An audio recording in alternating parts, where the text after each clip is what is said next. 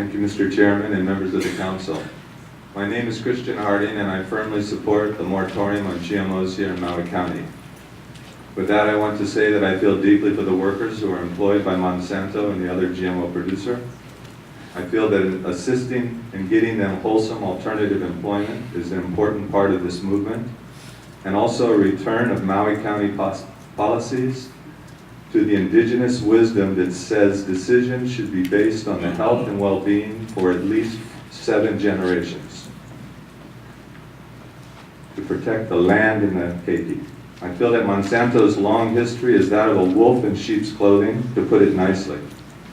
I feel it is important to see how Monsanto has been in the past to get a clearer picture of one of the reasons why there is so much concern by so many here on Maui and on the entire planet who are watching this right now regarding this corporation.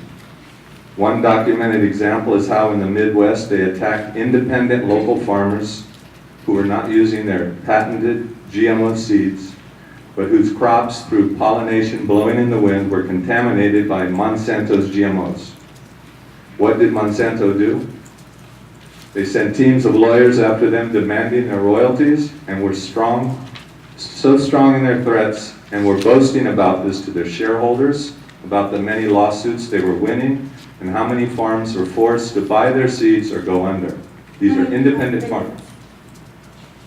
Also, at the same time, they attacked independent seed sellers who could not afford to fight expensive legal battles, destabilizing an important element of American farming.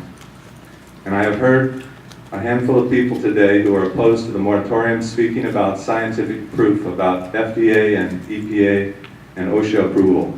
I know from my own study of the aggressive policies of Monsanto is that key members of their top corporate officials are deeply embedded in the FDA and other important policy-making agencies in Washington, D.C., and that key members of the FDA and Monsanto share revolving doors as they play both sides to make sure that the testing that is done is weak and ineffective. 2 minutes.